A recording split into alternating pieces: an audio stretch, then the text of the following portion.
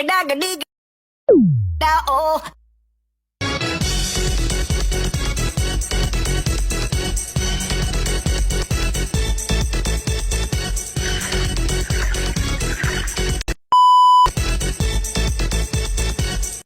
Pose with the fans. Pose with the fans. Assalamualaikum warahmatullahi wabarakatuh. Halo teman-teman, perkenalkan nama saya Anni Sarusida dengan NIM 250410301. Nah, jadi saya di sini akan membuat video edukasi tentang hakikat konstitusi dan perkembangan Undang-Undang Dasar tahun 1945 dengan mata kuliah Konsep Dasar PKN SD. Dosen pengampu Ibu Lutfia Wayusya Putri, SPD MPD. Baik, di sini saya akan bercerita tentang sejarah konstitusi Indonesia, yaitu perjalanan aturan dasar negara kita dari masa ke masa. Jadi, konstitusi itu sebenarnya adalah aturan atau hukum dasar yang menjadi pedoman dalam penyelenggaraan negara. Di Indonesia, konstitusi itu dibentuknya disebut Undang-Undang Dasar atau UUD. Perjalanan konstitusi kita cukup panjang, dimulai sejak masa awal kemerdekaan. Nah, pada tanggal 18 Agustus 1945, sehari setelah Indonesia merdeka, Undang-Undang Dasar 1945 pertama kali disahkan oleh Panitia Persiapan Kemerdekaan Indonesia, yaitu PPKI. Undang-Undang Dasar ini jadi dasar negara pertama kita, dan di dalamnya juga sudah memuat Pancasila sebagai dasar negara. Jadi, konstitusi itu bisa dibilang sebagai hukum dasar negara yang mengatur pemerintahan. Nah, selain mengatur pemerintahan, dia juga ngebatasin kekuasaan agar pemerintah nggak sewenang-wenang. Konstitusi itu sendiri berasal dari bahasa Prancis yang berbunyi konstitur, yang artinya membentuk negara. Nah, adapun fungsi konstitusi yaitu sebagai dasar dan aturan utama dalam menjalankan suatu negara. Jadi, konstitusi itu mengatur siapa yang memiliki kekuasaan, apa tugasnya, dan bagaimana cara negara bekerja. Nah, selain itu, konstitusi juga melindungi hak-hak rakyat agar pemerintah nggak sewenang-wenang dengan bertindak terhadap mereka. Sekarang kita beralih ke tentang hak warga negara. Jadi, hak warga negara itu adalah segala sesuatu yang boleh dimiliki atau dilakukan oleh setiap orang yang diakui sebagai warga negara. Hak ini diberikan oleh negara dan dijamin dalam Undang-Undang Dasar 1945, terutama pada pasal 27 sampai 34. Contohnya, setiap warga negara punya hak untuk hidup dan merasa aman, hak mendapatkan pendidikan, hak memperoleh pekerjaan, dan penghidupan yang layak, serta hak menyampaikan pendapat. Selain itu, kita juga punya hak yang sama di depan hukum, artinya hukum berlaku adil untuk semua orang tanpa membeda-bedakan.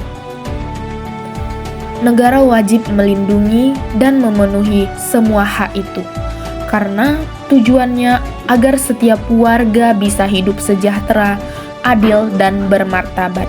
Tapi ingat, selain punya hak, kita juga punya kewajiban, seperti menaati hukum, menghormati hak orang lain, dan ikut membangun negara.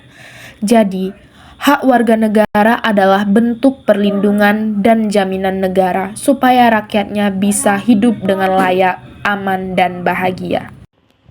Nah, intinya konstitusi itu pedoman tertinggi dalam sebuah negara untuk menjalankan negara supaya tertib dan adil.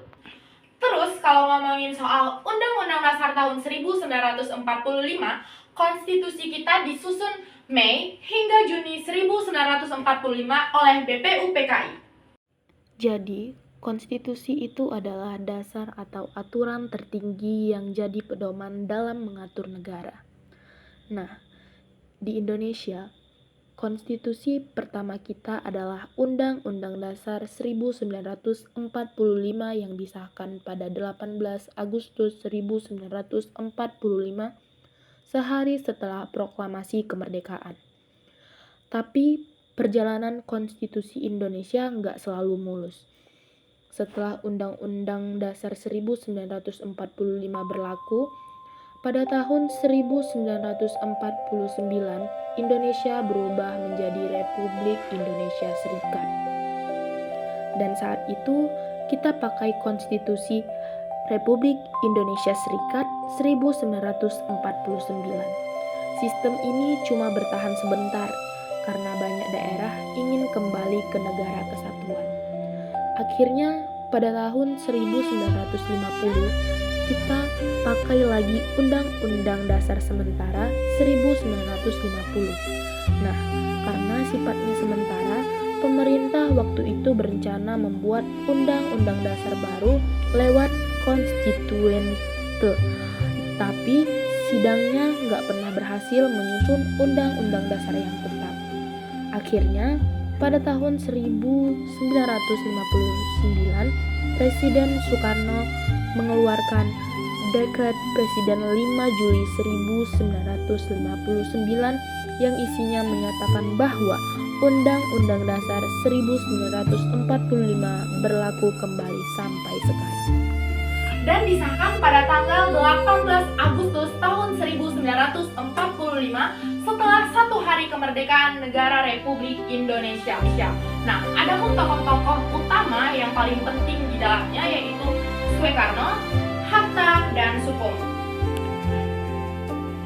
Undang-Undang Dasar 1945 berperan sebagai landasan konstitusional yang artinya dia menjadi pedoman hukum tertinggi, jaminan hak warga negara, dan kedaulatan rakyat.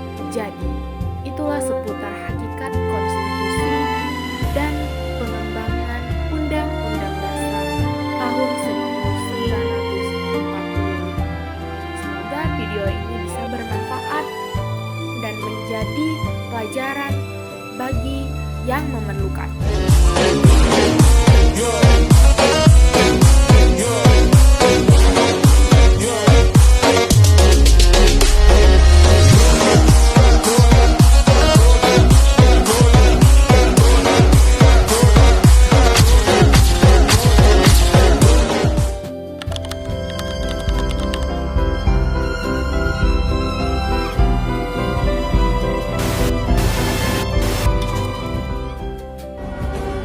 I'm not waiting for you anymore.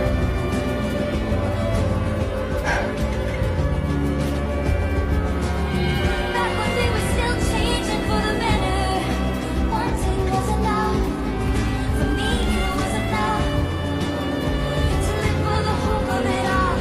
Cancel plans just in case you call. Say, leave me behind them all.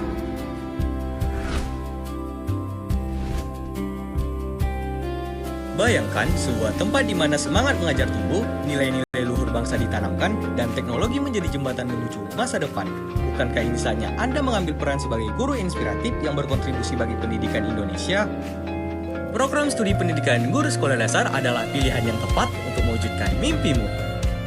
Selamat datang di program studi pendidikan guru sekolah dasar Universitas Samudra, rumah bagi calon guru masa depan Indonesia. Program studi pendidikan